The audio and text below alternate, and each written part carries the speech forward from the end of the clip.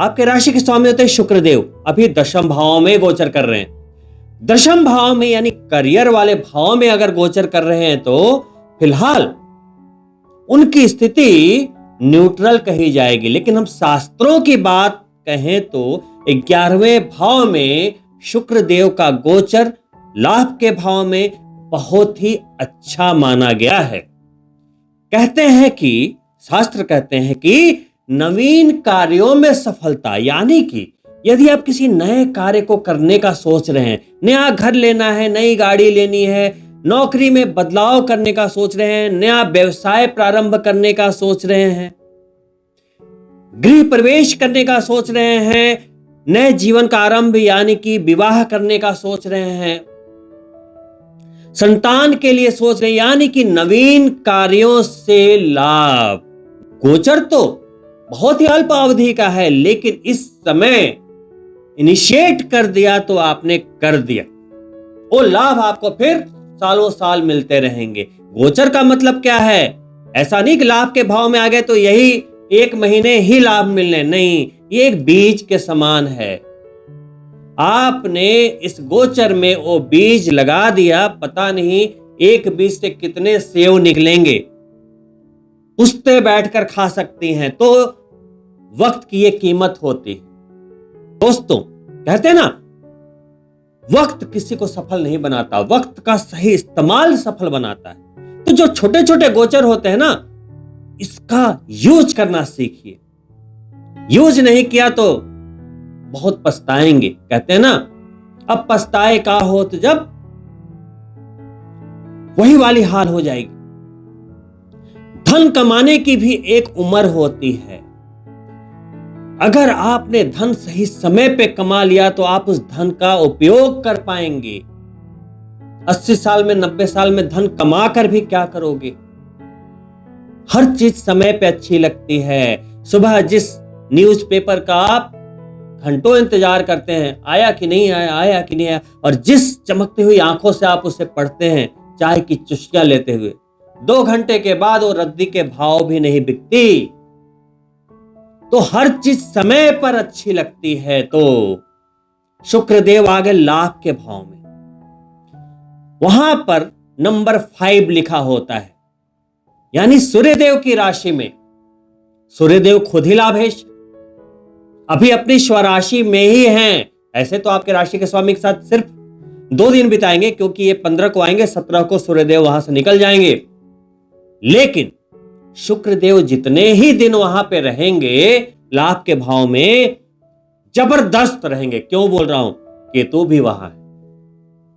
केतु सूर्य पे तो ग्रहण लगा सकता है, लेकिन शुक्र पे ग्रहण नहीं लगाता। शुक्र के साथ केतु बहुत ही अच्छा बिहेव करता है। तो राहु और केतु में एक डिफरेंस है, एक लाइन में समझाऊंगा।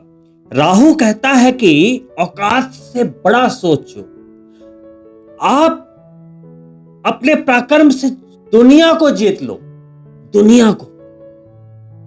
राहु ये चाहता है और आपके अंदर वही विचार डालता है और आपसे वही करवाता है अपनी दशा में। केतु क्या कहता है? आप दुनिया को नहीं जीतो, आप अपने आप को जीतो, अपने आप को समझो। तो केतु क्या है? द प्लैनेट ऑफ डिटैचमेंट, मोक्ष का कारक, वैराग्य का कारक। तो प्यार वाले भाव का स्वामी वहां बैठा है। तो यहां पे देखो कितनी उल्टी पुल्टी चीज हो रही। प्यार का ग्रह बैठ गया डिटैचमेंट वाले ग्रह के साथ। तो आप जिनसे प्यार करते हैं उनके प्रति थोड़ी सी कहीं ना कहीं विरक्ति देने की ये कोशिश कर सकता है, प्यार के प्रति उदासीनता या लापरवाही देने की कोशिश कर सकता है। यही इसके पॉजिटिव पॉइंट की बात की जाए तो शुक्र यानी लग्जरी, केतु यानी स्पिरिचुअलिटी। अब ये एक दूसरे ही लेवल पे आपको लेकर जाता है कि माइंड में आपके भक्ति भाव, स्पिरिचुअलिटी तो रहेगी, साथ में लग्जरी पाने की भी आकांक्षा रहेगी। अब भगवान से भी यही मांगो कि हे भगवान मुझे धन कुबेर बना दो। एक व्यक्ति ऐसा होता है, बोलता है कि नहीं मेरा सब धन ले लो, अपने आप शरण में ले लो, लेकिन एक व्यक्ति ऐसा होता है, बोलता है नहीं, मुझे अष्टलक्ष्मी चाहिए, मुझे पूरी दुनिया चाहिए। शुक्र ही तो अष्टलक्ष्मी भी देते हैं।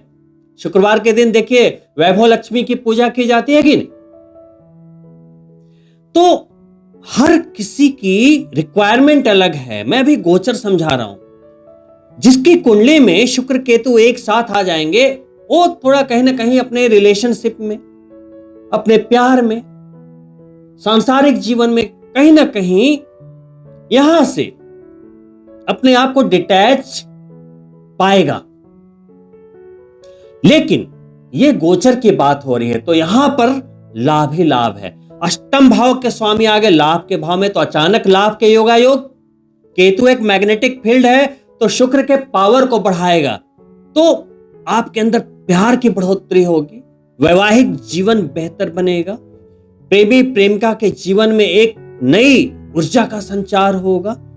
वहीं जब आपकी प्राण शक्ति बढ़ेगी तो आपकी क्रिएटिविटी, लक्ष्य को पाने की उम्मीद, स्ट्रेटजी, हर चीज में एक नई जान आ जाएगी। वही शास्त्र कहते हैं कि शुक्र जब एकादश भाव में आते हैं तो व्यक्ति के अंदर निर्भयता आ जाती है।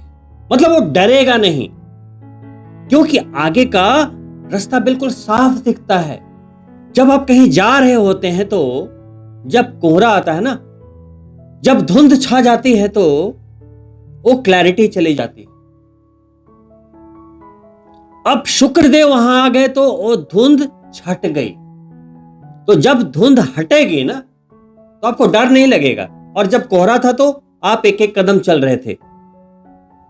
इसीलिए शास्त्रों में उसे लिखा है निर्भयता। निर्भयता का यह मतलब नहीं है कि तलवार निकाले और दौड़ गए रणभूमि में, नहीं। क्लैरिटी, जब क्लैरिटी जीवन में आएगी तो आप अंदर से निर्भय हो ही जाएंगे। आप क्यों डरेंगे फिर। शास्त्रों में दूसरी बात कहते हैं कि धन संपत्ति में वृद्धि, यश कृति में वृद्धि, जब शुक्र 11वें भाव में आते हैं। क्यों, कैसे, ये अभी रहने दीजिए। यानी कि धन वृद्धि, आर्थिक लाभ, यश कृति वृद्धि का मतलब हो सकता है आपका प्रमोशन हो सकता है बिजनेस में आप कुछ अच्छा करें, हो सकता है कुछ आप ऐसे निर्णय लें कि समाज में आपकी कीर्ति, यश, प्रतिष्ठा फैले, आपको कोई अचीवमेंट मिले। 11वां भाव पुरस्कार का भी है, अचीवमेंट का भी है। तो हो सकता है कि इस महीने आप जिस सम्मान के खोज में थे वो आपको प्राप्त हो जाए। तो ओवरऑल शुक्रदेव का गोचर बहुत ही प्यारा।